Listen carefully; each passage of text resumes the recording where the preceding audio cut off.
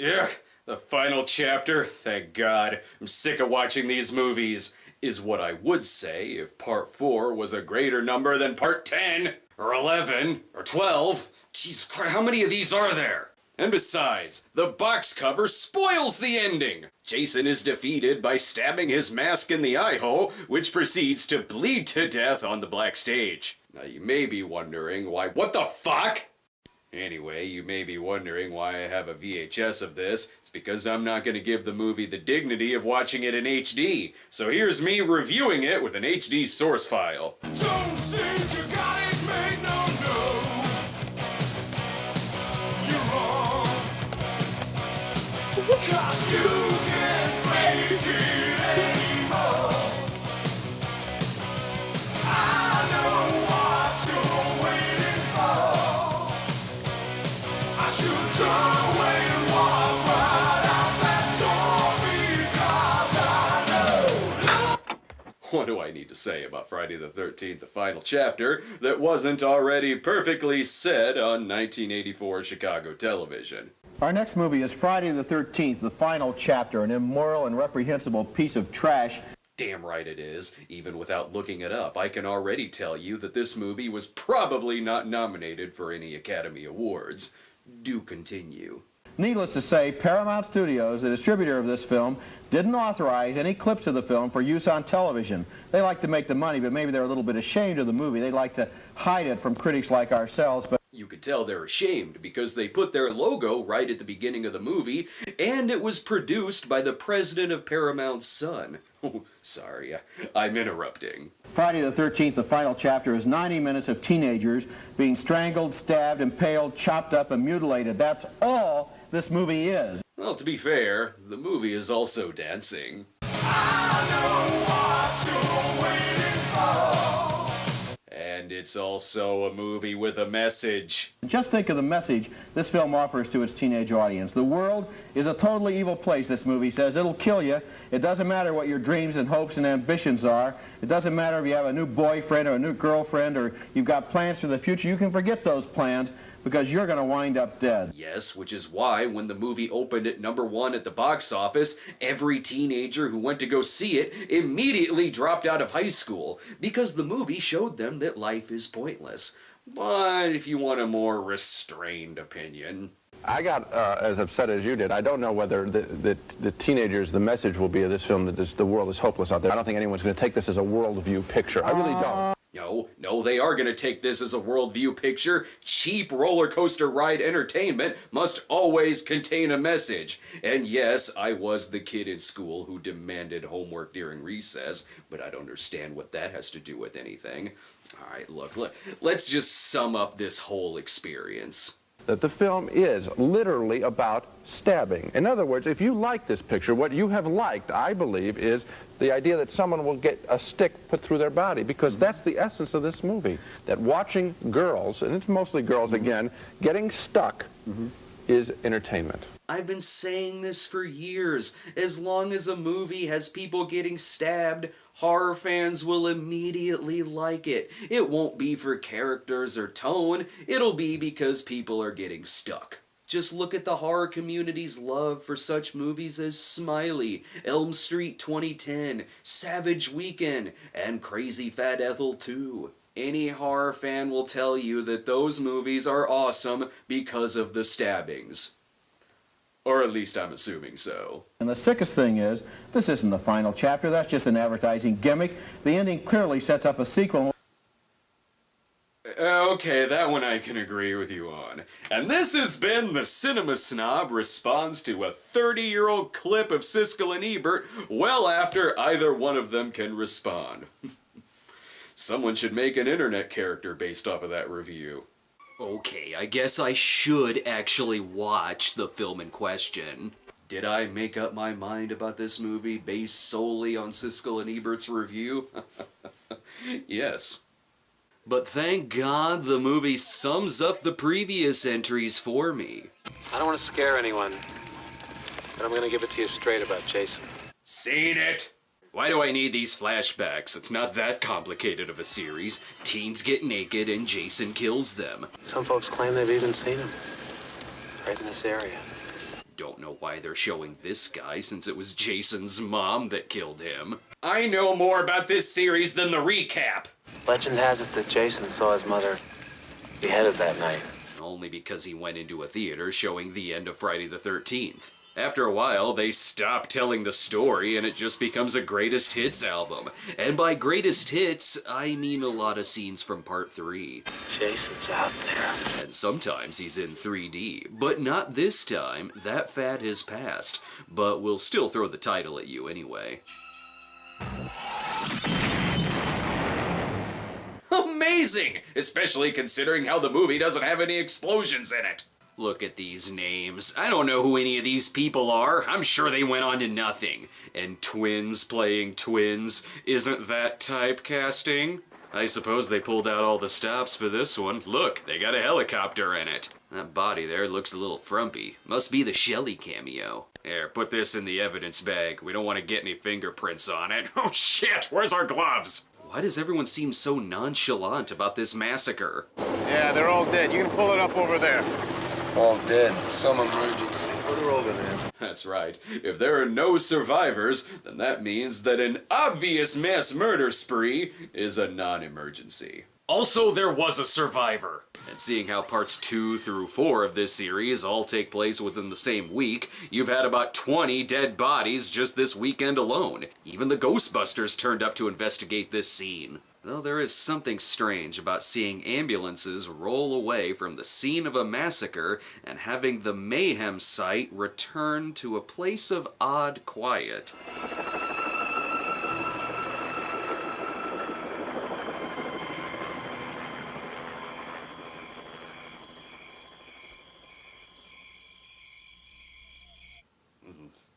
Even I'll admit that that's one of the eeriest shots of this series. Oh no, last time I saw someone put food on top of a body at a morgue, this happened.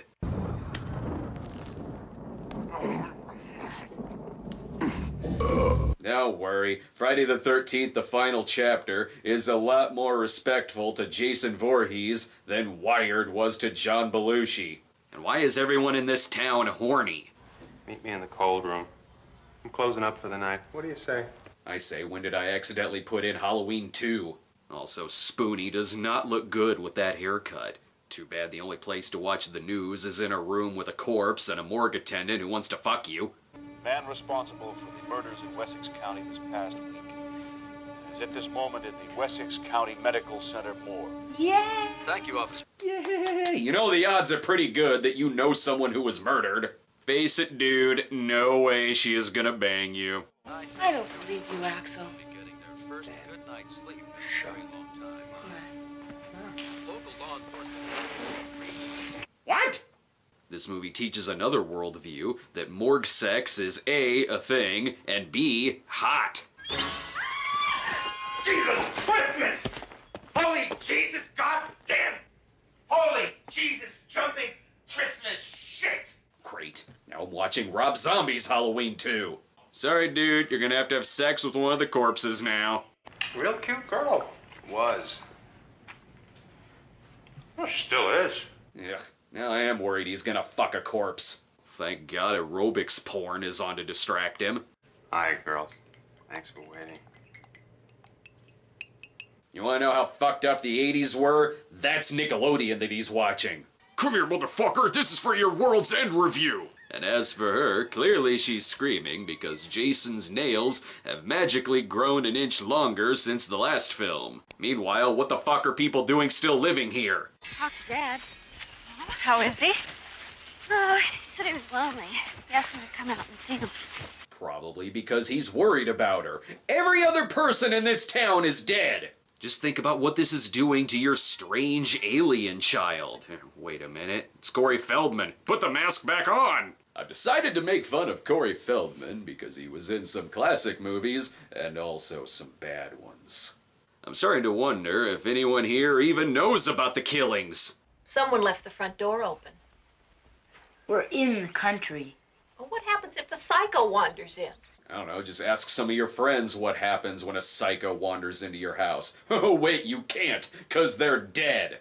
People are still going on vacation. I mean, sure, some probably thought that Jason was dead, but 2 hospital employees were murdered and Jason's body is missing. Apparently, it was really fucking easy for him to sneak out of the hospital without anyone noticing. Not that the original version of the Bros would notice either.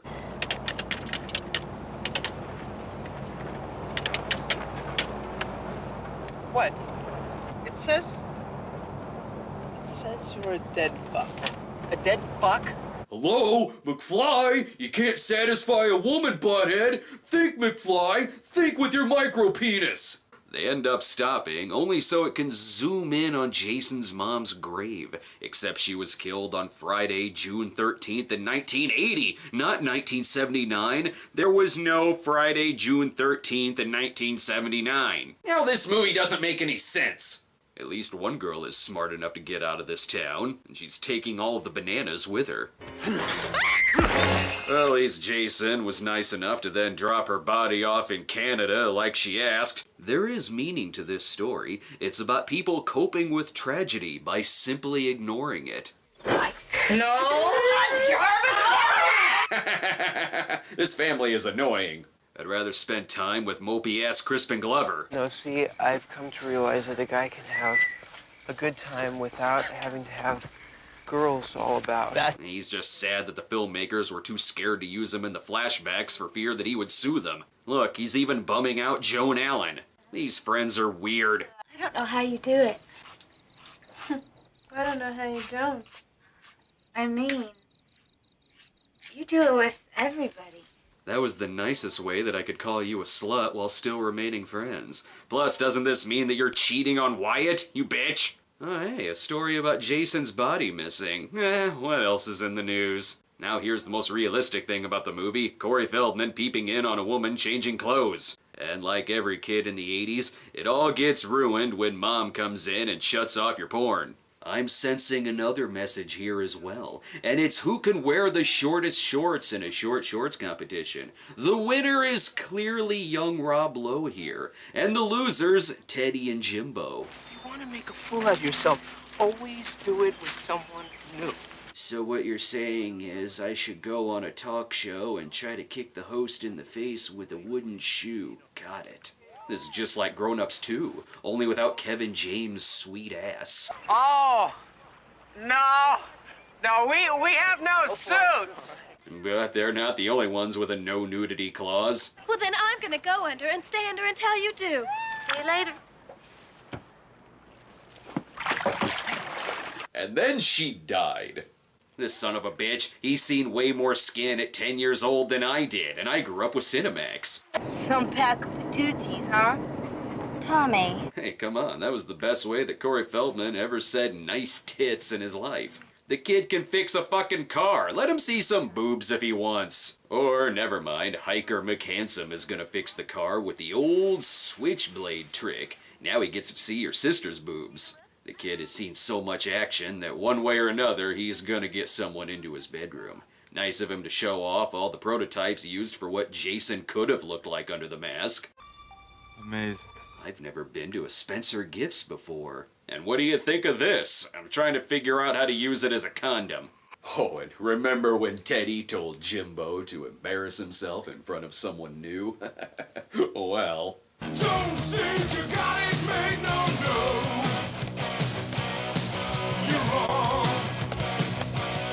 Cause you can't make it anymore.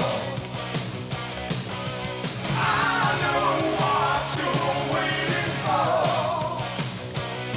I should turn away and walk right out that door because Even before he was famous, Crispin Glover was still fantastic at being Crispin Glover. He just made this shit up on the spot, because of course he did. Hey, how come you turned that off? Because the internet hasn't been invented yet. Just give it a few years and people will be watching this dancing clip on repeat and spamming their friends' inboxes with it. I suppose two can play this aggressive flirting game. Teddy, I've got to get another drink. Oh, I'm not drunk enough for a Lawrence Monason face suck. Give me a few tequila minutes. And now he's back to being mopey again. Besides, you've got the hot one of the two of them.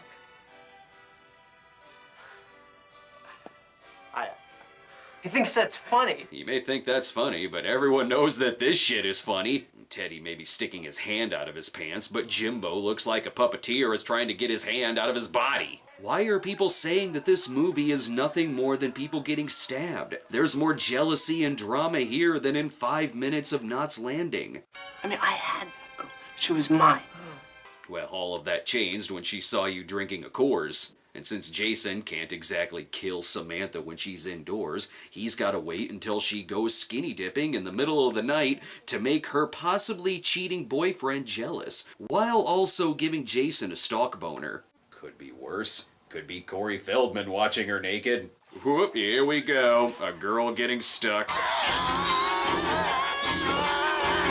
And thus, every horror fan immediately gave this movie 4 stars.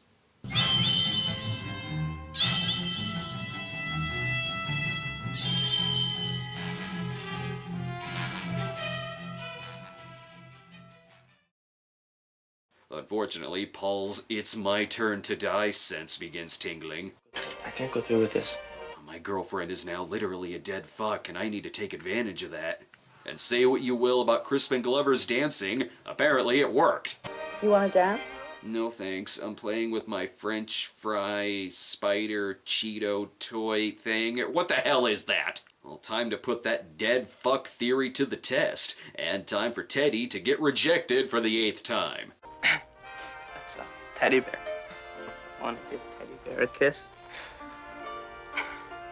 I'm starting to feel bad for Lawrence Monason right now. He got laid more times when he played the lead role in a movie called The Last American Virgin. Oh, she's asleep, thank God. She won't notice me in these ridiculous shorts. Say what you will, but it took Jason a lot of effort to remain under the water this whole time, in the off chance that some dude would go out there.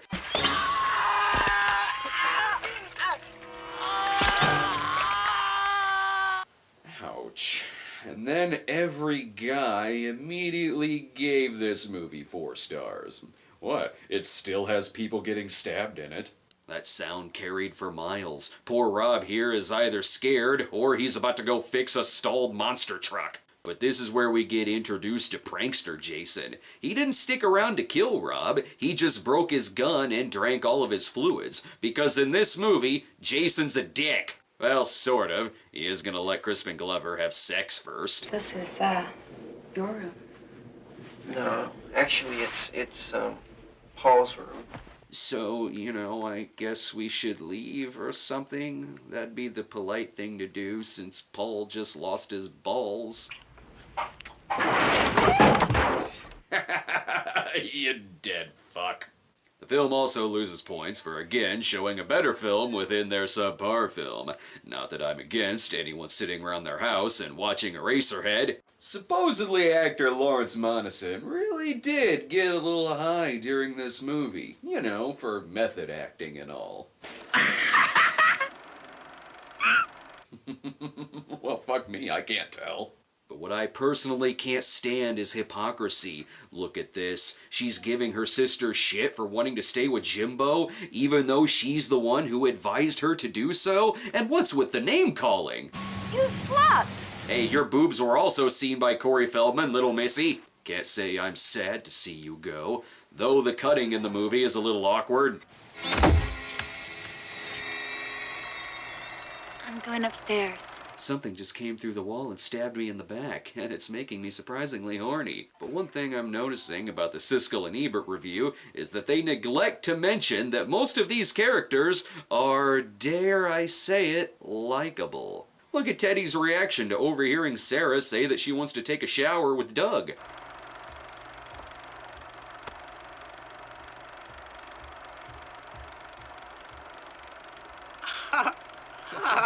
Stop. It's just a group of buddies hanging out, smoking some weed, and then fucking.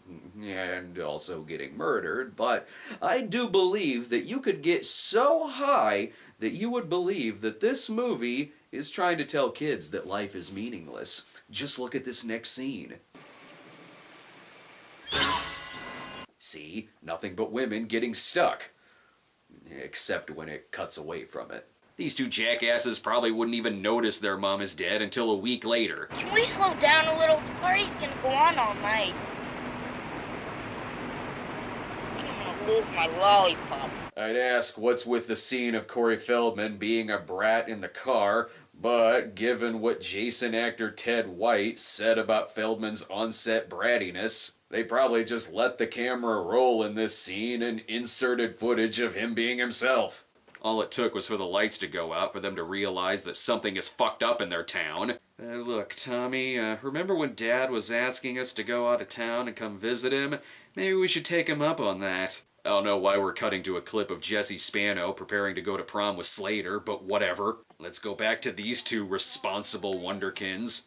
I'm going out on the path. Me too. No, you stay here in case she comes back. I'll go. Stay here and fix the lights. You're around 10 years old, Tommy. You're old enough to be alone in the house with a killer on the loose. Meanwhile, I'm gonna hang out in a stranger's tent until he makes me shit my pants with a machete. Until we get context for said machete. Turns out Rob is in Crystal Lake to avenge the death of his sister Sandra from Part 2. Given that this movie only takes place a few days after that, you'd think Rob would want to be at her funeral, but given how she died, I think there will probably be 2 caskets. One for her and one for her boyfriend who stuck to her. But the man that killed your sister is dead. Thank you for acknowledging that you know that there's a killer in your town who has killed half of the population. And if you don't stop him, he's gonna kill Crispin Glover too. Was I a dead fuck? No, there's a reason I'm asleep right now, and we haven't even had sex yet, you dead fuck. And I did not need to know that he wears panties. Why don't you run this through your computer, teddy bear? That's not how computers work, 80s. You put that in the computer and it will halt and catch fire. Plus, this movie doesn't even know how a corkscrew works.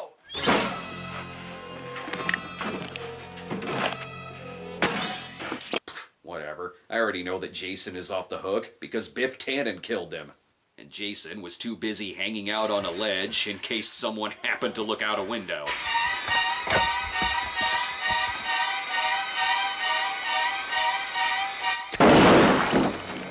Oh my god, that probably wouldn't kill her. There's way too much drama here for one movie. Doug is cheating on Sarah with her body double, but she comes back without even noticing. But the biggest disaster happens when Jason cuts the reel of film. And as the president of the Silent Film Preservation Society, I do declare that this scene is the worst thing to happen to black and white since Ted Turner. Not even wholesome love stories are spared here. Sarah, I think I'm in heaven. I think I'm in love. Don't say that. You want to get yourself killed? In the last movie, he killed a pregnant woman. Jason cares not for your high school crush.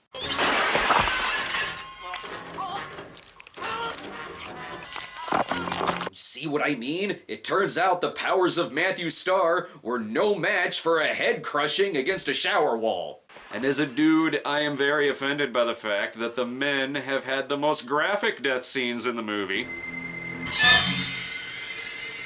Is everyone in this movie a dead fuck? Though let's pause to admire just how sturdy this towel is. It stays on the entire time, even with an axe going through it. The heavier the no nudity clause, the sturdier the towel. Also, Jason could just fucking turn up anywhere. At least in the other movies, he had somewhat of a sneaky path. In this one, he knows exactly what door or window you will be standing in front of at any given minute. He's just warming up to his teleportation powers in Part 8. Also, I've apparently already seen Part 8. Then we get to the third act of the film, which is basically, let's just scare the shit out of Corey Feldman. I know that I had a key, but we thought it would be much funnier to smash the window. Now maybe they won't just keep the kid at home by himself. Tommy, you stay here, okay? And lock the door. You mean the door that you just punched through? Oh, I'm sure he'll be fine. Ugh, this movie has absolutely no excuse for not being as good as a Robert Altman film, especially since one of its cast members wrote a Robert Altman film. And then for no reason, this happens.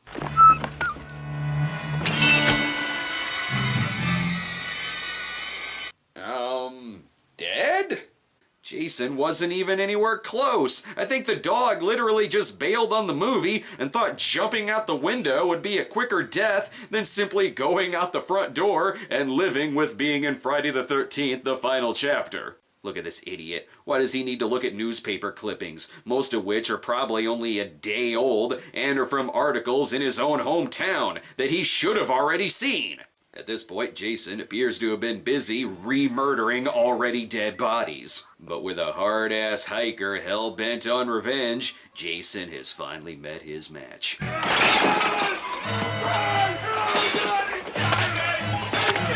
Well, good one. Now your parents have to bury 2 of their children. Don't worry, the avenging his sister plotline would later be used in the Friday the 13th remake, another film that is beloved by horror fans because people get killed in it.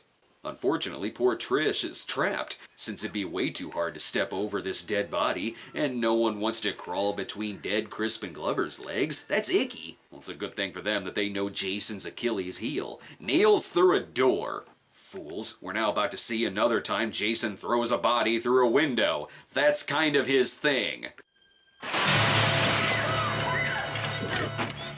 That was a hell of a stunt, but not as funny as knowing that the terror on Corey Feldman's face here is actually real.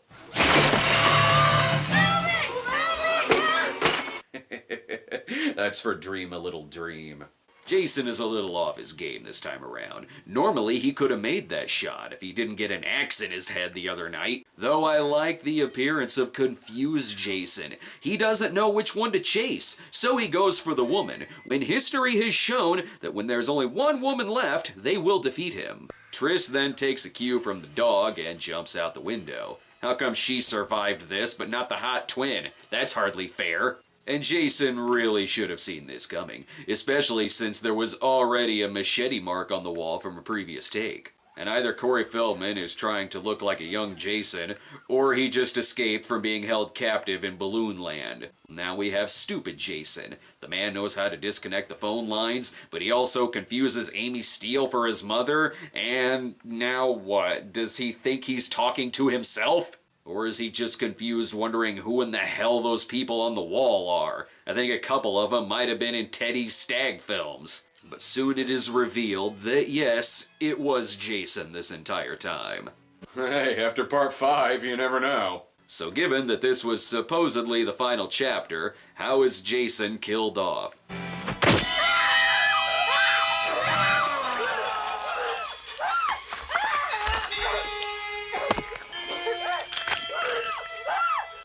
Gross, but that's what kills him? A machete to the head? Actually, no, because he's still moving, prompting Feldman to just hit him repeatedly with a machete. Shut the fuck up! You want this fucker dead or don't you? Seeing how Ted White also played a baddie at the beginning of Romancing the Stone, I think I know what's going through Tommy's head right now. That was the end of Grogan, the man who killed my father, raped and murdered my sister, burned my ranch, shot my dog, and stole my Bible. But still, this is what kills him? In the span of a week, he's had an axe in his head, his shoulders separated, his hand mangled, hell, he's even been hung, and yet he's still capable of chucking bodies through windows. I think he can handle another skull wound and a hazing routine with a machete. It's almost like this wasn't meant to be the final chapter after all. It even has an open ending.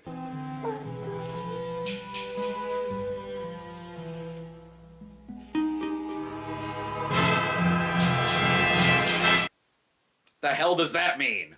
Is he gonna grow up to become Jason now? Don't worry, that'll be explained at the end of part 5, which I'm sure will then be explained in part 6. Okay, this movie may be an immoral piece of trash, unlike those much better and very moral slasher films, but I'm sure the cast and crew had a lot of fun making it. With Judy Aronson being reduced to tears when she wasn't allowed to warm up from the chilly water, or Ted White having his name removed from the film, calling it a piece of shit after advocating for safer stunts for the actors, or Corey Feldman pretending to be hitting director Joe Zito with a machete during the death scene. To be fair, that could be because he dropped his lollipop again. Star Kimberly Beck even dismissed the film by saying, "It's not even a B movie, it's a C movie." Oh, honey, I've seen 4 talking vagina movies, 4 E.T. pornos, and 2 Sasquatch porns. This isn't a C movie. Tom Savini even returned to do the special effects because he wanted to be there for the series' end. Oops. But the movie was a monster hit, making $32 million at the box office against a $2 million budget. Oh, but all it is killing! And also a revenge plotline, likable characters who you don't want to see die, comic reliefs that are funny, a quirky self-esteem arc, and a child lead with hobbies you'd see straight out of a Joe Dante movie. It's not like the message of the movie is to get very drunk and high with your friends and sit around and watch 90 minutes of some mindless fun exploitation. After all, there's even scenes in the movie of friends getting drunk and high and laughing at some mindless fun exploitation. Huh. I'm sure that's not meta at all.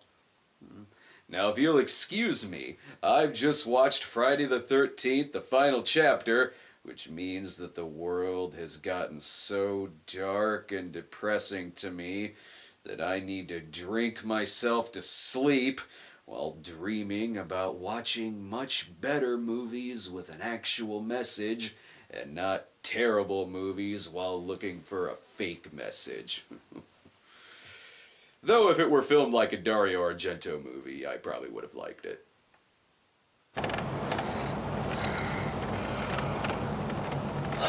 God, I'm horny.